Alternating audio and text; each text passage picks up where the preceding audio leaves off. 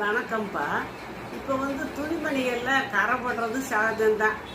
இந்த ரத்த கரை படியலாம், இந்த ஆயில் கிரீஸு கரை படியலாம், இப்படியெல்லாம் இருக்குது. அப்புறம் இதுக்கு நம்ம என்ன செய்யணும்னா, ரத்த கரை படிஞ்சிச்சுன்னு வச்சுக்கோங்க, அந்த இடத்துல கொஞ்சம் தூளுப்பு போட்டு நல்லா தேய்ச்சி கொஞ்சம் தண்ணியை தெளித்து கொஞ்சம் நேரம் ஊற வச்சிடணும்ப்பா.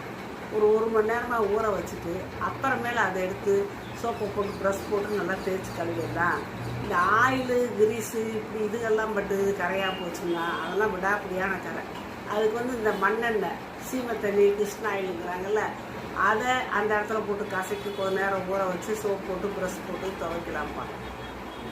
அப்புறம் இந்த ஆம்பளை பிள்ளைங்க சட்டை போட்ட அந்த காலர் பக்கத்தில் பார்த்தா அப்படியே அழுக்கு மாதிரி கரையேன்னு கருப்பாக இருக்கும். அந்த கரை போகவே போகாது.